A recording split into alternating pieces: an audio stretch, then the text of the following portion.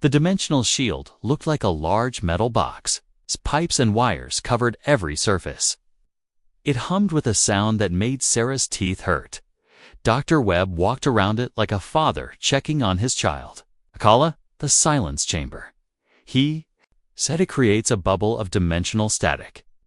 Imagine a fog so thick that light cannot pass through.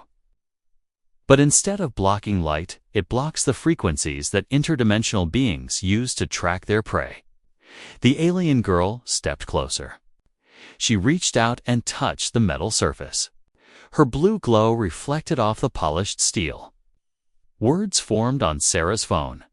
This is beautiful, but it will not work. Dr. Webb stopped walking. His face fell. Why not? The collectors do not just track across dimensions, they track through. Connection, through the bonds between living things. I am connected to you now. Both of you. Through gratitude, through hope. These emotions create threads they can follow.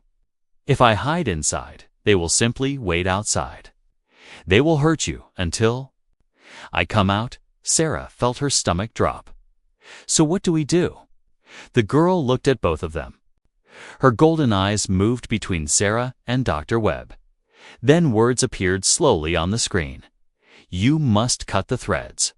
Forget me. Stop caring. Become strangers again. Then I hide. Then they cannot find any of us. Absolutely not, Sarah said immediately. I did not come this far to abandon you. She is right, though, Dr. Webb said quietly. He sat down heavily in a chair. Emotional bonds create quantum entanglement at the consciousness level. It is how mothers know when their children are hurt, how twins feel each other's pain. The collectors use this same phenomenon for tracking. Then we make new bonds, Sarah said. Stronger ones, ones they cannot break. Dr. Webb looked up. What do you mean? Sarah knelt down in front of the alien girl. You said the collectors take forgotten children. Children nobody searches for. Children with no families. Is that right? The girl nodded. Then we make sure you are not forgotten anymore, Sarah continued. We make you part of a family. My family, legally, officially, with documents and records and everything. If you have a parent, you are not abandoned. If you are not abandoned, you are not their prey. Dr. Webb stood up suddenly. That is brilliant. The collectors operate in legal gray areas across the galaxy. They avoid direct conflict with established family units. Too many complications, too much attention. Words appeared on the phone. This is impossible. I am not human. Your laws do not cover my species. My laws cover anyone who needs protection, Sarah said firmly, human or not. If I file adoption papers, you become legally mine, and I do not give up what is mine. Dr. Webb was already typing on a computer. I have contacts, people who owe me favors. People in immigration, family services, even some judges. Who believe my research. We can fast-track this. Create a legal identity. It will not be perfect, but it will be real enough. The girl stared at Sarah. Her blue glow grew brighter. Why would you do this? You will be connected to me forever. The collectors will remember. If they ever return, they will come for you too. Sarah smiled. It was tired and sad and genuine. Let them come. I would rather die protecting something that matters than live safely protecting nothing. Tears formed in the alien girl's golden eyes. Real tears. They ran down her blue cheeks and fell to the floor. Each drop glowed softly before fading away. I do not have words in any language for what you are offering. Words appeared on the phone. In my culture, family is everything. It is the only thing that survives death.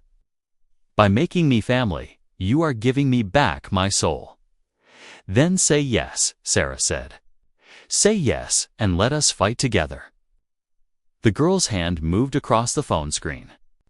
One simple word appeared. Yes. Dr. Webb's sensors suddenly screamed. Red lights flashed across all his screens. They are here, outside the house. All three of them. Sarah stood and walked to the basement window. Through the narrow gap, she saw them. 3 tall shadows standing in Dr. Webb's backyard, not moving. Just watching. Sarah opened the window and leaned out. She made sure they could see her face. Made sure they understood, she is mine now. Sarah shouted into the night. You cannot have her. She belongs to someone. She is not forgotten. The collectors tilted their heads in unison. That insect-like movement. Then, slowly, they began to fade, not disappearing, retreating like predators who realized their prey had grown teeth. Dr. Webb checked his sensors. They are leaving Earth's orbit. It is working. They are actually leaving. Sarah closed the window. She turned to find the alien girl standing right behind her. Before Sarah could speak, the small creature wrapped her arms around Sarah's waist and held on tight. I choose a name now. Words appeared on the phone in Sarah's pocket. Luna. It means moon in your language. Something that reflects light it does not own. Something that looks small but pulls entire oceans. This is what I want to be. Sarah hugged her back. Luna, that is perfect. 6 months passed like a dream. The legal papers took time. Dr. Webb called in every favor he had. Created documents that looked official because they were official. Luna became a citizen of Earth, a resident of Portland, a daughter of Sarah Chen. The first night Luna slept in Sarah's apartment, she had nightmares. She woke up screaming in that wind chime voice. Sarah held her until the fear passed by the 2nd month. The nightmares came less often. By the 4th month, Luna smiled for the first time. A real smile, not fear pretending to be happiness. By the 6th month, she laughed. Sarah taught her to read English. Luna learned in 3 days. She read every book in Sarah's apartment in 2 weeks. She was hungry for stories, for proof that good things happened. That family stayed together. That love was real. Dr. Webb became a regular visitor. He taught Luna about Earth science. She taught him about the stars she had seen. They filled notebooks with drawings and equations, building bridges between worlds with mathematics and wonder. One night, Sarah's phone buzzed. A message from an unknown source. The text was strange. Letters that looked almost right, but not quite. Luna translated it. There are others. Children, like me, still lost, still alone. Some nearby, some far away. They heard what you did. They know your name now. They want to know if hope is real. Sarah looked at Luna, who was drawing pictures at the kitchen table. The alien girl looked up and smiled. That same smile that had taken 4 months to find. Tell them yes, Sarah typed back. Tell them we are coming. Luna stood up. This will be dangerous. The collectors will be angry. They will fight to keep their merchandise. Let them fight, Sarah said. We will fight harder. Dr. Webb arrived an hour later. Sarah had called him with a single sentence. We have work to do. He brought maps and equipment. I have been tracking unusual dimensional signatures around the world. If there are more children, we can find them. They spread the maps across the table. Luna marked locations with her blue, glowing finger. Places where she felt others like. Her lonely echoes crying across dimensions that humans could not hear. There were dozens, maybe hundreds. We cannot save them all, Dr. Webb said quietly. No, Sarah agreed. But we can save some. And some is better than none. Luna touched the phone one last time. Words appeared that made Sarah smile. My mother told me once that a single candle can drive away an ocean of darkness. I did not understand then. I understand now. You are my candle. Let us light more together. The living room camera captured them that night. Three beings from different worlds, planning, hoping, building something impossible. A family made of choice instead of blood. A rebellion made of kindness instead of weapons. A future where abandoned children found their way home. The camera recorded it all. The laughter, the determination. The moment when Luna put her small blue hand on Sarah's hand and Dr. Webb's hand. Creating a circle, creating a promise. Some truths are simple. Some truths change everything. Kindness has no species. Love has no planet. And family is whoever refuses to let you face the darkness alone. The fight was just beginning. But for the first time in her short, painful life, Luna was not afraid. She was not alone anymore. And neither were the others. They were coming to bring them home. They sat in silence for a long time. The girl's crying eventually stopped, but she did not pull away from Sarah's embrace. Her blue glow grew brighter, as if warmth was returning to her body. Sarah heard sounds outside the door. Footsteps that were not quite footsteps. A scraping noise, like claws on concrete. The collectors were searching the building. But they did not find the maintenance room. Not yet. The girl suddenly pulled back from Sarah. She pointed at the phone with urgency. Her small hand shook as she touched the screen again. They are listening, always listening. They hear through walls, through time, through the spaces between moments. We must be quiet inside our minds. Sarah frowned. What do you mean? They read thoughts. Not words, emotions. Fear draws them. Like blood draws sharks, you must think of nothing. Feel nothing. Become empty. Sarah tried to clear her mind. She thought of blank walls, white rooms, empty spaces. But fear kept creeping back in. How could she not be afraid? The girl touched Sarah's hand. The blue glow spread up Sarah's arm. It did not hurt. It felt like cold water on a hot day. And suddenly, Sarah's fear vanished. Not gone, just distant, like watching someone else's emotions through thick glass. You did something to me, Sarah whispered. What was that? Words formed on the phone screen. I shared my emptiness. It is all I have left. The feeling of nothing. It is how I survived. This long, how I stayed hidden from them. But you are not nothing, Sarah said. You are the girl. Cut her off by touching the screen urgently. Please, no kind words.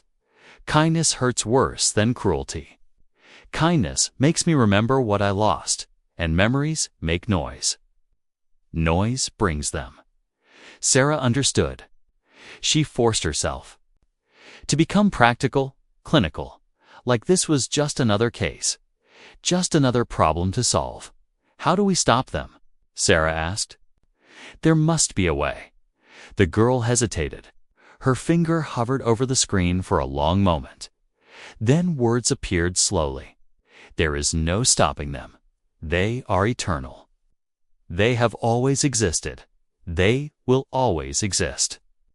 The only escape is hiding. Or dying. I have tried both. Hiding works for a while. Dying is harder than it looks. You tried to die. Sarah's voice cracked many times. But my body will not stop. We are built to survive. My species lives for 300 of your years. I am only 20 years old.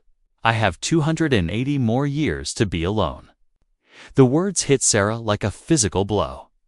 This child had centuries of loneliness ahead of her. Centuries of running and hiding and waiting to die. No, Sarah would not accept that. What if you were not alone? Sarah asked. What if someone protected you? Nobody can protect from the collectors. They always win. They have not won yet, Sarah pointed out. You are still alive, still fighting. That counts for something. The girl's golden eyes studied Sarah's face. For the first time, Sarah saw something besides fear in them. A tiny spark of something that might have been hope. "Why are you helping me?" Words appeared on the screen. "I am not your species. Not. Your problem? You gain nothing from this. You risk everything." This makes no sense. Sarah thought about her answer carefully. "My grandmother used to say something. She said the universe is cold and dark and empty. The only warmth comes from the light we make ourselves, from choosing to care when we do not have to, from protecting those who cannot protect themselves.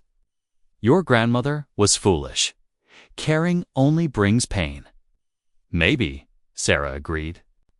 "But it also brings meaning, and meaning is better than emptiness." The girl stared at her for a long moment. Then her small hand moved across the phone screen. The words came slowly, like someone learning to speak again after years of silence. "I do not understand humans. The collectors said your species was violent, primitive, selfish. They said you would never help someone like me. They said this world was perfect for disposing of broken things because nobody here cares." "The collectors were wrong," Sarah said. Simply. Outside, the scraping sounds grew closer. Time was running out. The girl touched the screen one more time. "I have information. About the collectors, about their weakness. But if I tell you, they will know. They will come for both of us, not just me. You too. Forever." Sarah met those golden eyes. "Tell me anyway." The girl's finger trembled over the phone screen. Blue light flickered like a candle fighting wind. Outside, the scraping sound stopped. The silence was worse. "They cannot stay." Words formed slowly. "The collectors exist between dimensions, like fish that must return to water. They can visit solid worlds but not remain. 72 hours. Maximum. Then they must leave or die." Sarah's mind raced. "So if we hide you for 3 days, they have to go." "Yes, but hiding is impossible. They track us through our fear, through our loneliness. These emotions make sounds in dimensions you cannot hear.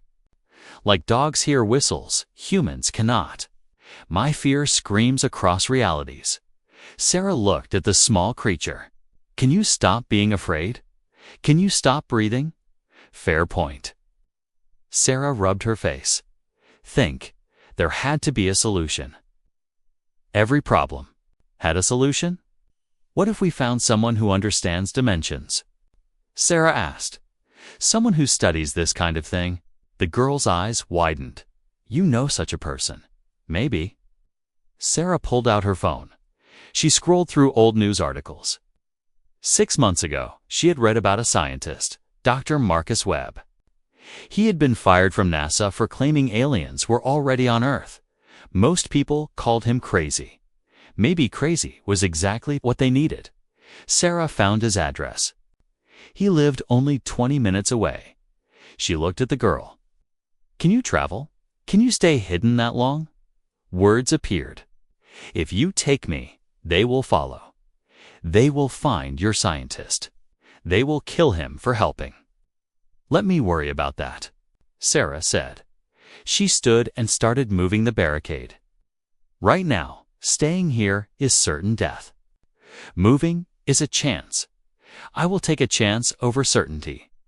The girl watched Sarah work. Then she helped. Together, they cleared the door. Sarah opened it carefully. The parking garage was empty.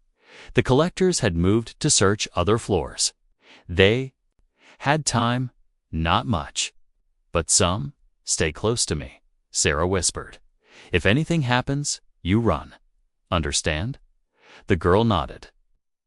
A very human gesture. She had learned it from watching they moved through the garage like ghosts. Sarah's car was still on the 3rd level. She half expected the collectors to be waiting there. But the car sat undisturbed. Sarah opened the back door. "Get in, lie down on the floor, cover yourself with the blanket." The girl climbed in. "Sarah, Through the blanket over her, the blue glow vanished. Good. They looked like any other car leaving a parking garage in the middle of the night. Sarah drove slowly, not too fast, nothing suspicious. Just another person going home late in the rearview mirror. She saw the air shimmer. The collectors appeared on the roof of the parking garage, all three of them standing perfectly still, watching her car drive away. They knew. Of course they knew. But they could not attack in public. Not with cameras everywhere. Not with witnesses. Sarah pressed the gas pedal harder. Dr. Webb's house was small and ordinary, except for the satellite dishes in the backyard and the strange antenna on the roof, and the fact that every window had aluminum foil covering it. Sarah knocked on the door. It was 3 a.m. It was insane. The door opened a crack. A man's face appeared. Wild gray hair, thick glasses, suspicious eyes. "Dr. Webb?"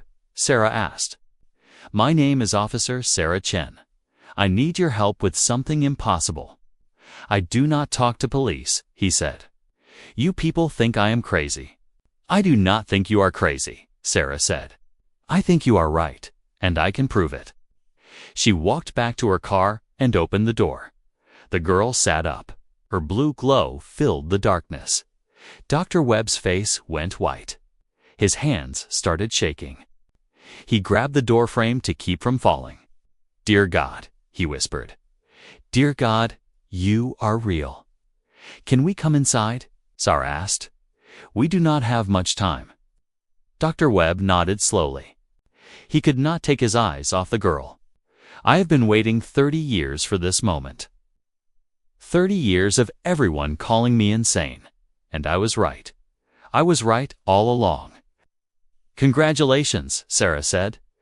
"Now help us stay alive." They went inside. Dr. Webb locked 7 different locks on his door. Then he led them down a narrow staircase, into a basement that should not exist. The room was enormous, bigger than the house above it. The walls were covered with screens and equipment. Lights blinked in patterns Sarah did not understand. In the center stood a metal chamber that hummed with power. "Welcome to my life's work," Dr. Webb said. "A dimensional shield. It's designed to hide things from beings that see across realities. I built it based on theories everyone said were impossible." He looked at the alien girl, his eyes filled with tears. "I built it for you. I just did not know it yet." The parking garage smelled like oil and old concrete. Water dripped somewhere in the darkness. Each drop echoed like a clock counting down to something terrible. Sarah sat perfectly still in her car. Her breath made small clouds in the cold air. She had turned off the heater an hour ago. She needed to hear everything, see everything. The dashboard clock changed to 2:34 a.m. Then the world went silent. The dripping water stopped. The distant traffic noise vanished.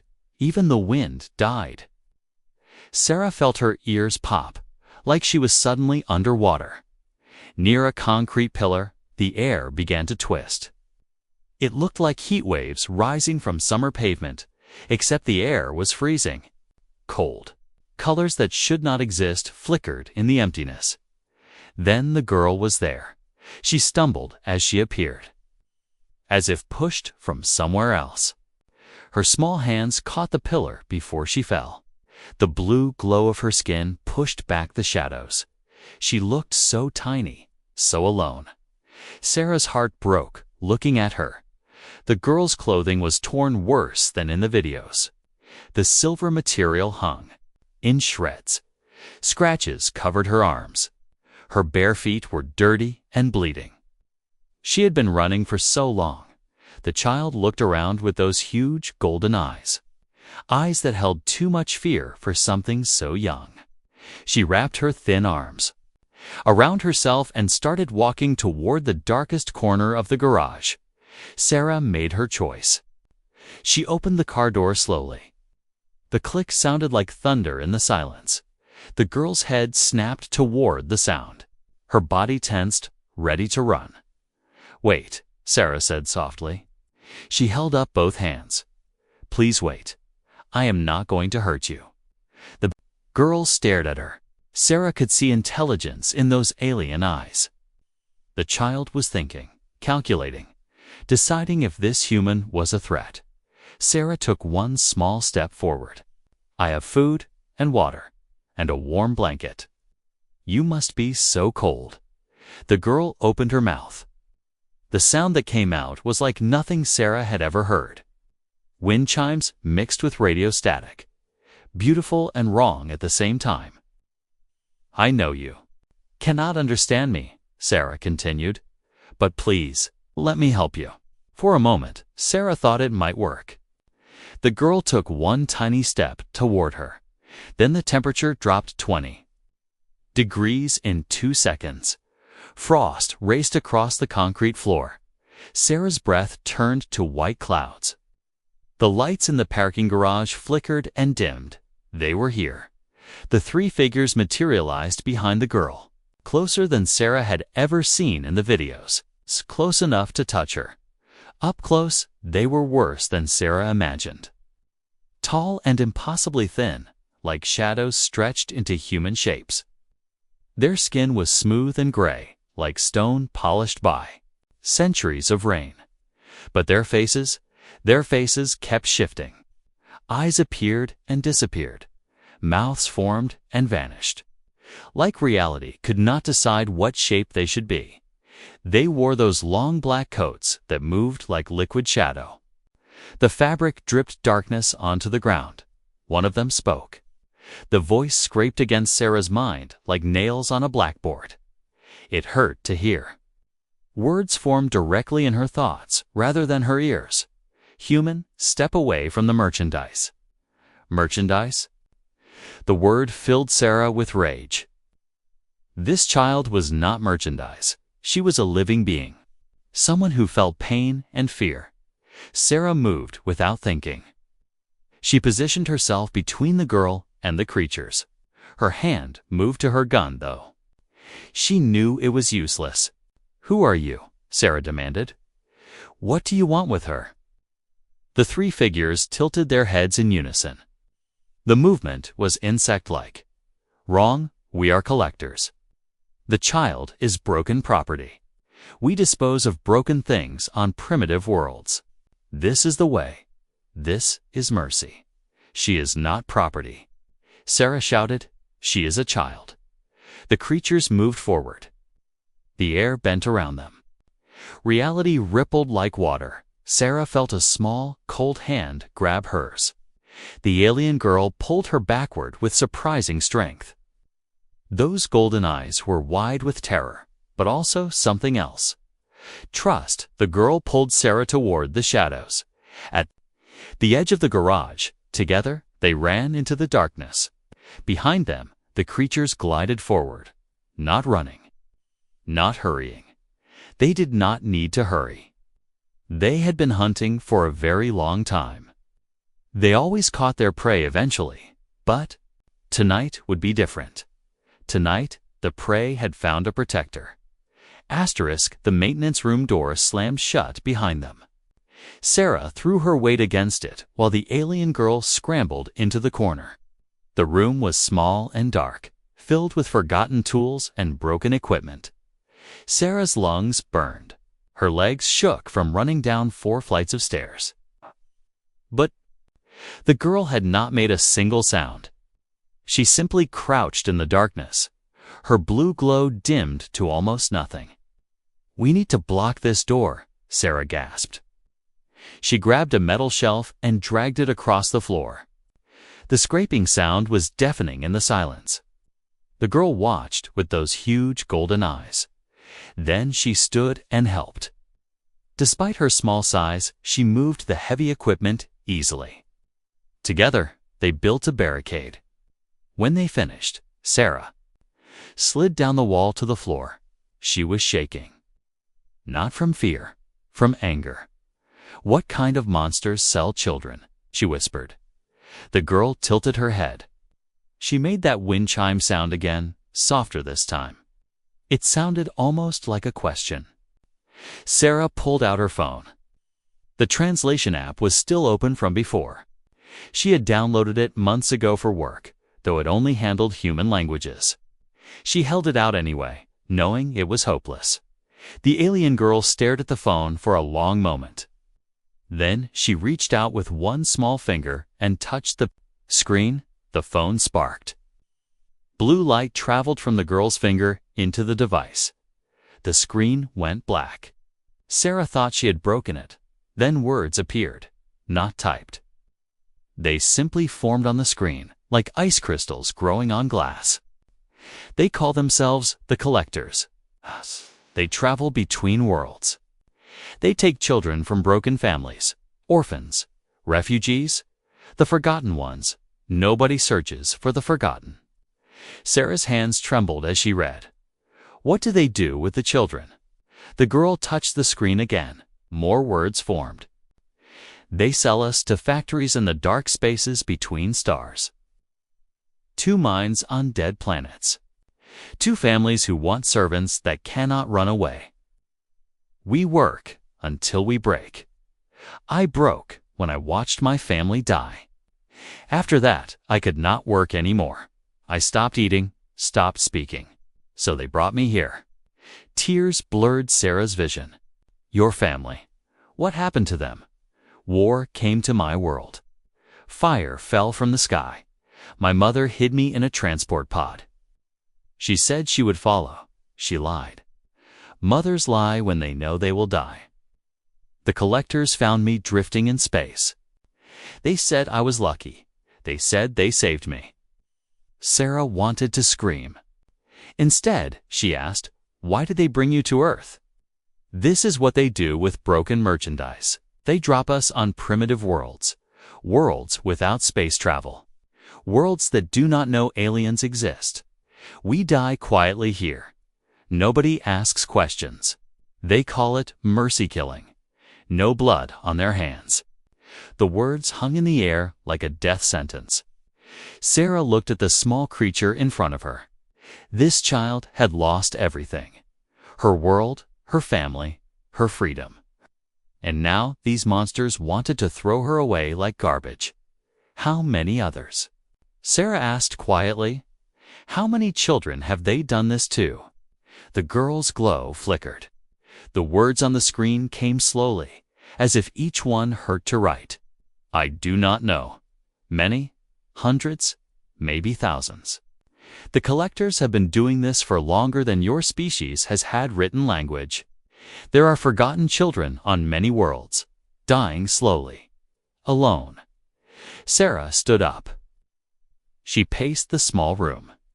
Her mind raced through possibilities and discarded them all. She could not go to the police. They would think she was crazy. She could not go to the government. Oh, they would take the girl for experiments. She could not fight the Collectors alone, but she could not do nothing. What is your name? Sarah asked. The girl touched the screen. For the first time, she hesitated. Then words appeared. I had a name, in my language. But that person died with my world.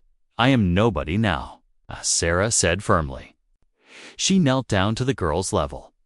You are somebody. You are someone worth saving. Someone worth fighting for. The alien girl stared at her. Then she made a sound Sarah had not heard before. It was quiet and broken and wet. It needed no translation. The sound of a child crying. Sarah pulled the small creature into her arms. The girl's skin was cold, but she was real. She was here. She was alive, and Sarah would keep her that way. The old security camera hung crooked on the brick wall. A pigeon had built a nest on top of it 3 months ago. Nobody cared anymore. The camera was broken, or so everyone thought. Officer Sarah Chen sat in the dim police station basement. It was nearly midnight. Her coffee had gone cold an hour ago. She was supposed to check the backup files from all the downtown cameras. It was boring work. The kind of job they gave to officers who asked too many questions. Sarah clicked through, folder after folder. Empty parking lots, quiet streets.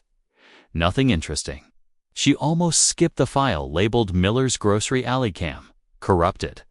Almost something made her click it anyway. Maybe curiosity, maybe fate. The screen flickered to life. The image was grainy and dark. The alley behind Miller's grocery store appeared. Trash bins lined one wall. Broken boxes were scattered on the wet ground. The time stamp in the corner read 2:47 a.m. Then Sarah saw her. A small figure huddled against the cold brick wall. At first, Sarah thought it was a child, little girl, maybe 6 years old. She was curled into a tight ball, trying to stay warm. But something was wrong. Sarah leaned closer to the screen. Her eyes grew wide. The figure was glowing, a soft blue. Light came from the child's skin. It pulsed gently, like a heartbeat made of light. "What the hell?" Sarah whispered. She rewound the footage, watched it again. The alley was empty 1 second. Then, in a blink, the girl was there. She appeared out of nowhere. No parents dropped her off. No car drove away. She just materialized, like a ghost becoming real. The girl looked around with frightened movements. Her head turned too quickly, too sharply. Not quite human. Then she pulled her knees to her chest and closed her eyes. Even through the poor camera quality, Sarah could see the girl was shaking. Sarah's hand trembled as she reached for her coffee cup. She needed to call someone, report this, but something stopped her. Some instinct that said, wait, watch, understand first. She let the footage play. For 10 minutes, nothing happened. The blue girl slept in the cold alley, alone, abandoned. Then Sarah saw the shadows. 3 tall figures appeared at the end of the alley. They moved wrong. Their bodies jerked and glided at the same time. They wore long black coats that seemed to absorb the light around them. Sarah's breath caught in her throat. The figures walked toward the sleeping child. They moved in perfect sync, like dancers in some terrible performance. They formed a circle around her, standing, watching, waiting. The girl didn't wake up. She just kept sleeping, her small body glowing blue in the darkness. The 3 figures stood there for exactly 5 minutes. Sarah watched the time stamp count every second. Then, as suddenly as they appeared, they vanished. The air seemed to shimmer where they had been standing. Then nothing. Sarah sat back in her chair. Her heart was pounding. Her mind raced with questions. What was that child? Who were those figures? Why was this happening in her city? She checked the file properties. The footage was from 3 weeks ago. 3 weeks. This had happened 21 days ago, and nobody knew. Sarah opened more files from the same camera. She went back day by day. Her stomach turned cold as she found more footage. The same thing happened the night before, and the night before that. Every single night for 3 weeks. The blue girl appeared. Hey. The 3 figures came. They watched her. Then they left, and every morning before the sun rose, the girl would wake up and run away, disappearing into the darkness like she had never existed at all. Sarah made a decision. She copied every file onto her personal drive. Then she deleted her search history from the police computer. Whatever this was, she needed to understand it before anyone else did. She grabbed her jacket and headed for the door. The footage showed a pattern in where the girl appeared each night. If Sarah was right, she could calculate the next location tomorrow night. She would be waiting. Some mysteries demanded answers. Some children demanded protection. Even if those children came from the stars. Sarah did not sleep that night. She could not stop thinking about the blue girl. Every time she closed her eyes, she saw those 3 dark figures standing in a circle, watching, always watching. At 6 in the morning, Sarah made a choice. She called in sick to work. Her supervisor was not happy, but Sarah did not care. She had something more important to do. She drove to Miller's grocery store. The alley looked different in daylight. Normal, safe children played in the street nearby. A woman walked her dog past the entrance. Nobody knew what happened here when the world was sleeping. Sarah found the exact spot where the girl had been. The brick wall was cold against her hand. She looked around for clues. Anything that proved the girl was real. There was nothing, no trace, no evidence. Just an empty alley that smelled like garbage and rain. But Sarah believed what she had seen. The camera did not lie. She returned to her apartment and opened her laptop. The copied files were still there. Dozens of them. Sarah took a deep breath and started watching. All of them. One by one. The first video showed the girl appearing near Central Park. She materialized next to a fountain.